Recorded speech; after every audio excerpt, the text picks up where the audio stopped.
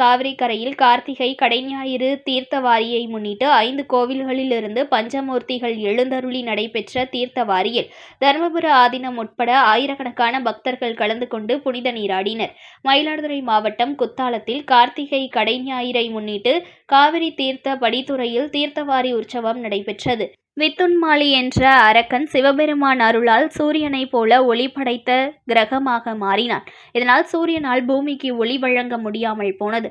இதனையடுத்து சூரிய பகவான் தான் இழந்த சக்தியையும் சிவபெருமான் அருளை பெறவும் குத்தாலத்தில் உள்ள காவிரியில் புனித நீராடி தவம் இருந்து அரக்கனிடமிருந்து துன்பம் நீங்க பெற்ற நாள் கார்த்திகை மாத கடைசி ஞாயிறு என்பது ஐதீகம். அதனை முன்னிட்டு ஒவ்வொரு ஆண்டும் கார்த்திகை மாத கடை ஞாயிறு அன்று சிவ வைணவ தலங்களிலிருந்து பஞ்சமூர்த்திகள் காவிரி கரையில் எழுந்தருளி தீர்த்தவாரி நடைபெறுவது வழக்கம்.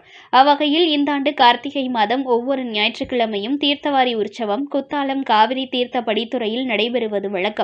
இதன் சிகர நிகழ்வான கார்த்திகை மாத கடைஞாயிறு தீர்த்தவாரி உற்சவம் நடைபெற்றது. இதனை முன்னிட்டு ஸ்ரீ அரும்பணவனமுல்லை நாயகி சமேத ஸ்ரீ உக்தவேதீஸ்வரர், ஸ்ரீ ஆனந்தவள்ளி சமேத ஸ்ரீ ஓம்காளீஸ்வர், ஸ்ரீ சவுந்தரநாயகி சமேத ஸ்ரீ சோழீஸ்வர், ஸ்ரீ மன்மதீஸ்வரர், ஸ்ரீ செங்கமலத்தாயார் சமேத ஆதிகேசவ பெருமாள் ஆகிய ஆலயங்களிலிருந்து பஞ்சமூர்த்திகள் வெள்ளி ரிஷப வாகனம், வெள்ளி மயில் வாகனம், கருட வாகனம் உள்ளிட்ட வாகனங்களில் மங்கள வாத்தியங்கள், சிவ கைலாய வாத்தியங்கள் ஒலிக்க வீதி உலாவாக காவிரி கரையில் எழுந்தருளினர். அங்கு அஸ்திர தேவர்களுக்கு சிறப்பு அபிஷேக ஆராதனைகள் செய்யப்பட்டு தீர்த்தவாரி உற்சவம் நடைபெற்றது. இதில் தர்மபுர ஆதீனம் மடாதிபதி 27வது குருமகா சன்னிதானம் ஸ்ரீலஸ்ரீ மாசிலாமணி தேசிக பரமாச்சாரிய சுவாமிகள் உள்ளிட்ட ஆயிரக்கணக்கான பக்தர்கள் கலந்து கொண்டு காவிரியில் புனித நீராடி கோவில்களில் சுவாமி தரிசனம் செய்தனர்.